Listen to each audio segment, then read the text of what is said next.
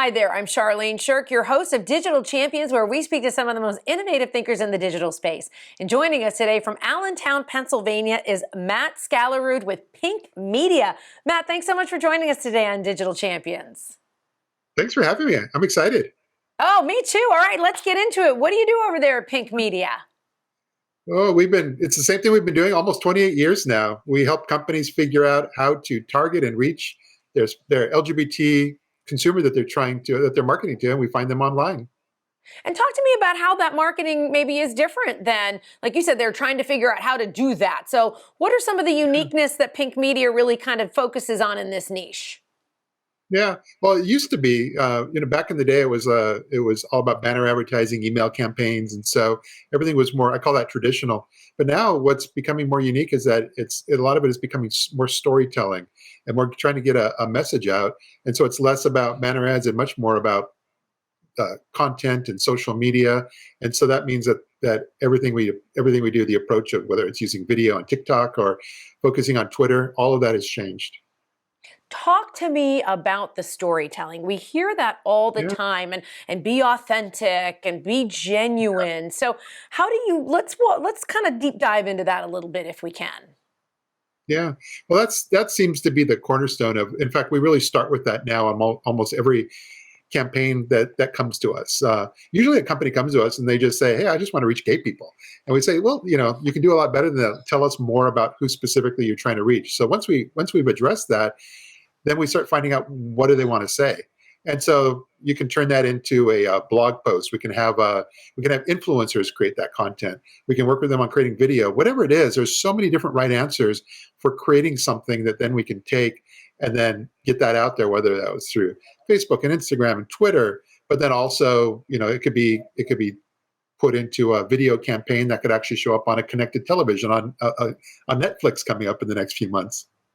You know, a lot of what I'm hearing when we speak to experts like you in the field is create a community or find your Yeah. community and lean into that community. And that struck me when you said, look, they just want to talk to gay people. They're just kind of like, this is their broad stroke. What is your Yeah. recommendations for taking a community? My hands are too wide for the screen here. Taking a community and then breaking it down into smaller, more granular communities where people are really seeing themselves in that message and in that story.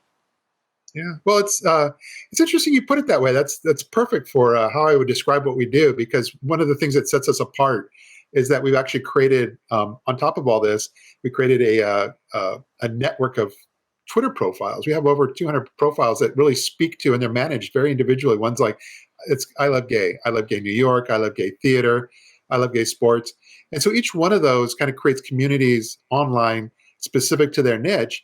And so when companies come to us, that's the primary way that they find us, is actually through this Twitter network.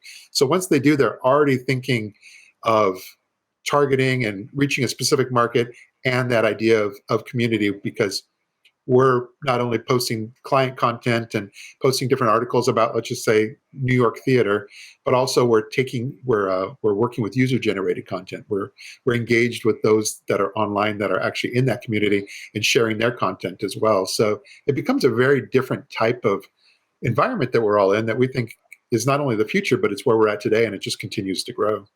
I'm so appreciative that you went into user generated content, because so often when we're talking about diverse communities, people will say, Yeah, I needed to see someone like me to feel included and to feel accepted. And now we've yeah, gone from kind of the influencer, which was kind of the wild, wild west, to the creator economy. And with the yeah. minute we have left, can you share a little bit, if someone wants to be part of that creator economy, not just community, but now economy, what would your advice be to them?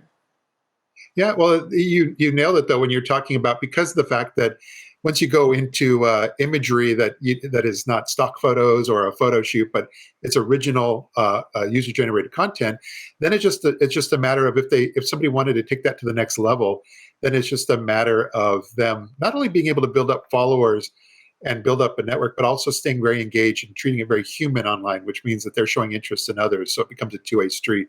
And once you do that, it's not about the follower count; it's about the power of your social media profiles, which makes it goes from that kind of that idea of a celebrity influencer into something that's much more powerful, and really kind of the direction of where things seem to be going.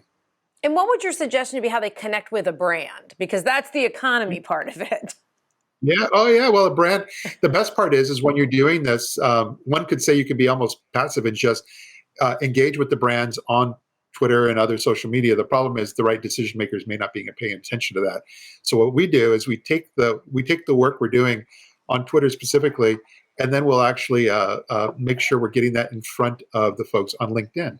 And LinkedIn, you can research and find decision makers in almost any brand, and then let them know that you're there, and let them know the content that you're sharing on their behalf already. Matt, thank you so much for taking the time to join us today. We really enjoyed this conversation and your perspective on digital marketing through Pink Media. Thank you.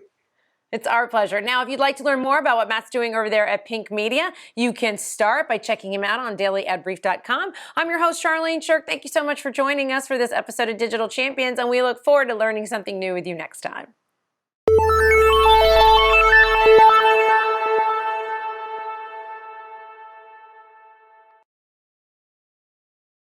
Simplify presents Addressable CTV, combining the power of TV with the targeting and attribution of digital.